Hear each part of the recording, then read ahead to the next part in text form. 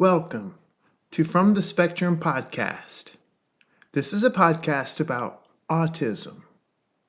It is my goal to explain what is autism. I plan to use a mixture of scientific literature, personal experience, and opinion. With opinion, I will explain why I feel the way I do and give examples. I will provide links to various references for each episode. For each episode, we will discuss various aspects of autism. For today's episode, we will explore autism and the gastrointestinal tract. Gastrointestinal will mostly be referred to as GI or GI tract. Immediately, the first and likely the most notable thing to mention. The only thing common about this research, autism and GI complications, is this. It exists, and it exists in a large population of autistics. More on that later. Because of the inconsistent data in the scientific literature about autism and GI complications, we will spend some time discussing biological development, the things that's associated with development of these complicated systems. In addition, we will spend time discussing what can reestablish order. Light in our human evolution, light gives us information, gives us electromagnetic energy and power, and that is how living organisms on Earth evolve and live and sustain their species. We will discuss what can happen and how to fix these. We will explain biological components that take this information and provide order. It takes the chaos from the environment and applies order. Now, in development, we have this order, so we have a normal development. But things in our environment, especially modern environment, can cause chaos. So insert the common health implications we see, such as autism, or such as GI implications, or such as autoimmune implications, and the aging, the degenerative problems. All of these are disorder or chaos. However, light meeting our biological components that are crucial for development reestablishes order. But first, the GI tract begins in the mouth, the oral microbiome. A side note, it's common for autistics to have something like Sjogren's, which is dry mouth, Sjogren's syndrome, or polydipsia and polyuria, which is frequent thirst, frequent urination. And it is my opinion and my experience, this is coming from the oral problem, more specifically, dry mouth. Some cases of hyponatremia, such as low sodium and an antidiuretic hormone. Remember the roles of oxytocin and vasopressin in the autistic phenotype episode. Vasopressin, a separate type of vasopressin. However, upstream of the biosynthesis of this hormone could be shared implications. Now, it's understood that the dry mouth occurs, but what is not really explained, besides the dry mouth, are the reasons why the dry mouth. And I think it's some sort of signaling problem and bad communication between cells and systems, such as the hormone systems that regulate this, the sodium and the saliva. Let's continue down the tract. The pharynx or throat, esophagus, the stomach, the small and large intestines, and all the way out. You get the picture. A buzzword is the gut-brain axis, or the gut microbiome. The gut-brain axis is connected by nerves. Nerves for sending information in a feed-forward, feedback communication loop. This communication is between the central nervous system, the brain, the branch that we mostly discuss, and the enteric nervous system. Often, you will hear the enteric nervous system referred to as the gut brain. The number of neurons in the enteric nervous system equals the number of neurons in the spinal cord. The endocrine system, our hormones, of course, are regions of interest here, too. In large part, the hypothalamus. But first, the branches of the autonomic nervous system act to control or prioritize the GI tract. If you are stressed, your mouth might get dry. Your heart rate might change. Breathing, both the rate and the depth might change. And uncomfortable feelings from the stomach. Remember, the hypothalamus regulates the hormones, and an area of our biggest region of interest from the cause of autism episode and autism and the embryo episode is POMC, pro-opiomelanocortin. This activates cortisol and insulin. Cortisol, and insulin too, from the glucocorticoids. This begins in the POMC subdivision of the hypothalamus. There is another axis, HPA, Hypothalamic-Pitutary-Adrenals. Remember autism and anxiety episode too. When the sympathetic branch is activated, our digestive tract will stop.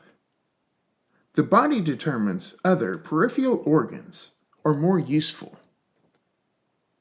And you can think of this in simple terms. If you are stressed, you're not likely to eat. With that, the sympathetic branch is not all about stress, or the so-called fight, flight, freeze conundrum. I'm not a big fan of those descriptors. Those are just simple descriptions.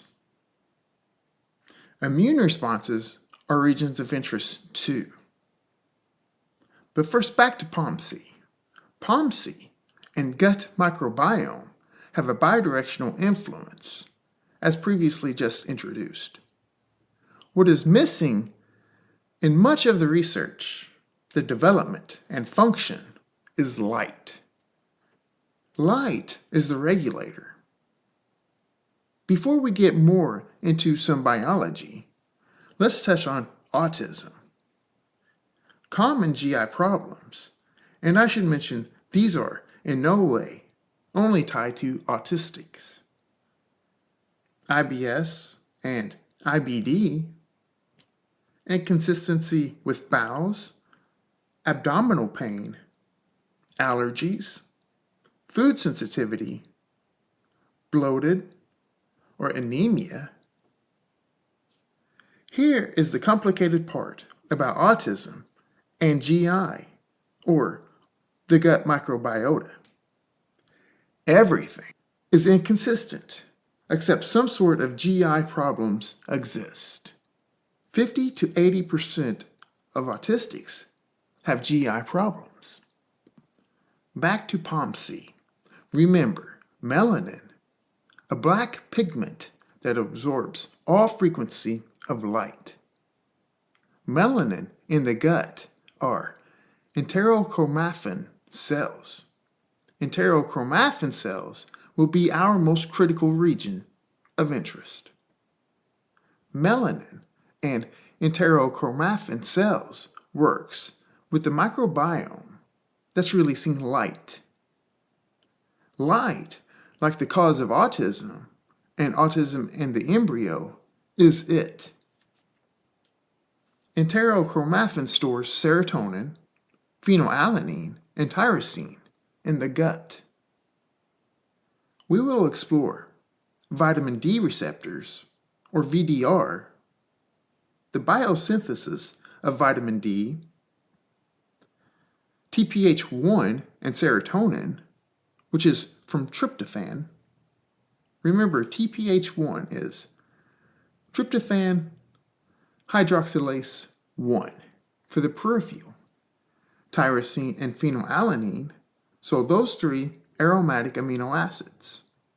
And briefly about chemosensors, cryptochromes, and cholesterol. Everything just mentioned are crucial for the GI and gut microbiome. And all of those have unique light absorption spectra. First, remember, 95% of the body's serotonin is in the gut. And remember, serotonin is the first biological component researched, to my knowledge, with autism in 1961. Gut serotonin are enterochromaffin cells, and tryptophan hydroxylase 1, TPH1, synthesize this. It is common to read research target this as a possible therapeutic option. Great. More drug treatment. Doesn't fix the problem. And it doesn't fix the root cause. In addition, serotonin here is vital and plays a role in immune inflammatory axis. Hard stop here. What autism is likely an autoimmune condition. Immune and inflammation. Inflammation, at its core, is an imbalance of electrons and protons, which we kind of discussed without saying much of it in the Cause of Autism episode. Serotonin is vital for GI physiology and a huge part of autism. Cell proliferation, migration, and differentiation. This is autism. This is what autism is and how it's developed. However, it cannot be explained. The whys and hows cannot be explained. Let's dive into enterochromaffin cells. Enterochromaffin cells have receptors for sensing chemicals, chemical changes in the gut, different nutrients and metabolites, and this signals serotonin. Serotonin roles here, and this is likely isn't exhaustive. Pain perception, remember this is similar to brain serotonin from the Raphae, is about being comfortable with the self and the time, that spatial temporal relationship, and also mood and behavior. This is chemosensory cells. Research use fluorescent chemosensory with specific wavelengths of light. Sensory paths. Enterochromaffin sends sensory signals to the central nervous system, in large part for physiology and behavioral shifts. Okay, melanin. Melanin in Omentum, which translates to apron. It's at the lower part of the stomach, right below the curvature. The curvature, the greater curvature, begins with the transverse colon. It kind of separates the stomach and this transverse colon. The omentum is paramount for the gut and helps with the clocked timing of the cells. Omentum is a large, flat, adipose tissue, nestles on our organs. It plays a function in immune regulation in tissues and regeneration. All cells, organs, and tissues are clock-timed. See the 2017 Nobel Prize in Physiology Medicine. Humans evolved in light and dark, a two-part process. But light has changed drastically, the type of light and the timing of light. Melanin links POMC gene in the skin. The skin on the gut is similar to the RPE, the retinal pigmental epithelium, in your eyes, which absorbs the light. Melanin is the powerhouse for the eyes and therefore the brain. Remember, only the past 6 years or so, research published melanopsin receptors are all over the brain. For the gut, the skin full of these melanocytes is the powerhouse, which targets those enterochromaffin cells. Remember how light develops the neuroectoderm and the peripheral side, the tissues and organs, and so forth. Light is doing this with inside the gut as well. And vitamin D are crucial here too. A side note, if you have acute stomach problems, gas, burping, pains, any acute problem, go outside and get sunlight directly on the skin of your gut. Evaluate it in just a few minutes or so. That's my experience, and it is reliable. Just give it a few minutes. Now, based on reward prediction error, remember the discussions on the nucleus accumbens in that ventral striatum area of the brain. Reward prediction error will cause you to have unreasonable expectations. So, when doing this outside with the sun on your skin, on your gut skin, have reasonable expectations and evaluate it then. Reward prediction error is dopamine, which is wanting. You're wanting something. You're wanting a result. And it might interfere with your ability to evaluate and understand. Because you might be expecting some magical elixir, some magical happenings here. But just be mindful during the evaluation of this tool. Today, people can just eat things like antacids or indigestion medications, prebiotics and probiotics, and they can just rely on these over-the-counter medications or even a prescription medication, and it's just influencing their ability to understand natural and nature's biology and how we've evolved.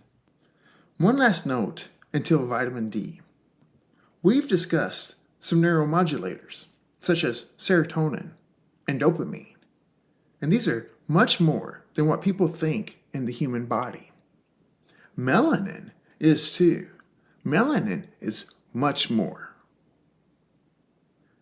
Bacteria in the gut, which we will discuss more in a moment, bacteria emits light and make dopamine from the aromatic amino acids inside the gut. This is a biosynthesis of dopamine from the peripheral, from the gut. Okay, VDR. VDR is highly expressed in the intestines.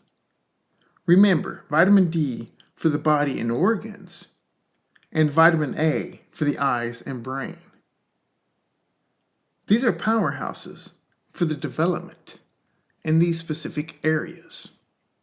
Vitamin D and its biosynthesis components range from 220 to 315 nanometer light.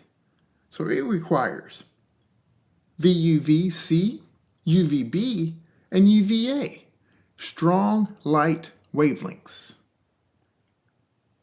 Skin controls the gut microbiome, and these are all clock-timed. The clock hit enterocytes and control metabolism. So in other words, Sun or the light hits the skin, and they become clock-timed based off of that information. The clocks from the gut target the enterocytes and control metabolism of our microbiome, which is VDR in large part. The clock-timed mechanisms are essential. They are everything. Everything in the human body is clock-timed. Cortisol starts the brain when you awake, and vasoactive intestinal peptide. If your light is right, ghrelin. You might have heard of ghrelin with hunger. Ghrelin sends information to the pituitary. Remember the P from the HPA axis. Ghrelin is also controlled by the information and energy from the skin. A buzzword recently with the obesity problem is ghrelin and leptin. 1, these are clock-timed, and 2, they are clock-timed based off of light information. Blue light, which is our main source of artificial light now, LED, indoor lighting, tech light, all of these are blue light. This sparks up and creates cortisol and glucose without eating. Okay, melatonin is a regulator of this, the ghrelin. The ghrelin spikes or activates. Now, generationally, it is common for these mechanisms to be abnormal because of the different light. Sunlight is optimal. Artificial light is harmful. Remember POMC. Remember research on autism and hormones have more traction lately. You can think obesity and autism are quite similar. I did not say one causes the other, or I did not say they are often comorbid. What I am saying is there is a lot of uncoupling and alterations in the biology of both. And the cause is the same. Remember, implications upstream can look very different downstream. In other words, abnormal biology can cause various conditions. Okay, some biosynthesis of vitamin D, just briefly. The synthesis includes pre-vitamin D at 260 nanometer light. This is similar to absorption for DNA and RNA and protects DNA and RNA. So, in other words, pre-vitamin D protects the DNA and RNA, and it requires the same wavelength of light to sequence. Pre-vitamin D converts to tachysterol 2, and this peaks at 282 nanometer light. The tachysterol absorption is the same as the 2 aromatic amino acids, tyrosine and tryptophan, our commonly discussed proteins. Also, they have connections to cryptochromes, a critical component of circadian rhythms. Remember the clock timing, which is a large role in the gut microbiome. Cryptochromes are photoreceptors. 2. I say 2 as in also, because we have many photoreceptors. A lot of our biology that we discuss are photoreceptors. Tachysterol creates pro-vitamin D3, which requires 290 to 315 nanometer light. A side note, cholesterol and vitamin D3 interact here. And this explains the problems across society with cholesterol and CVD, and why the majority of the population above 40 or so are on statins. And cancers The rates of cancer is directly linked to vitamin D. And you can see this. People avoid the UV light. People are told that it's harmful and they cover up. But yet, our health implications are spiraling out of control. Yet, our critical biology components require this light. Remember our built-in sunscreen with the red light and the near-infrared light and the infrared light. Working with UVA, these two things, UVA and the red light spectrum, are internal and endogenous sunscreens Mother Nature has given us over evolution. Okay, some side notes. However, relatable to our conversation. These are shared implications upstream. It happens. The implications and depletions interact with development. Our more specific topic. These implications that we discussed with the vitamin D and all of those proteins implicate development. Okay, what does the scientific literature say about autism and GI problems? 1, as I mentioned in the beginning of the episode, it occurs 50 to 80% or so. But 2, everything is inconsistent. The one thing that is consistent is it's common in research literature that you hear the word confounding. Results and data are confounding. There is so much going on with this tract, with this gut microbiome, the whole gut-brain axis communication point. And remember the number of neurons mentioned in the enteric nervous system. So there are a lot happening here. So one study by Su et al. Asked a question whether gut, archaea, bacteria, fungi, viruses, microbiome genes have a function in the altered autism implication. The study took fecal samples of 1,027 samples, ages 1 to 13, and 24.4% of these are female. So a good ratio that represents the population. With autism, there are 14 identified archaea problems, 51 bacteria problems, 7 fungi, 18 viruses, 27 microbiome genes, and 12 metabolic pathways were altered with the autism spectrum subjects. Now, common in the GI tract, common regions of interest are archaea, bacteria, fungi, and viruses. Archaea are single-celled organisms. Most common are methanogens, and these produce methane and are a byproduct of fermentation. Now, you will often hear fiber foods are good for the gut. And maybe that's true, but I am going to subordinate here.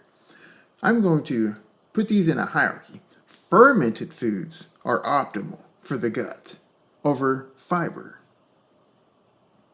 Okay, bacteria. Bacteria are single-celled prokaryotes. Their roles include digestion, metabolism, and immune system. Bacteria synthesize vitamins.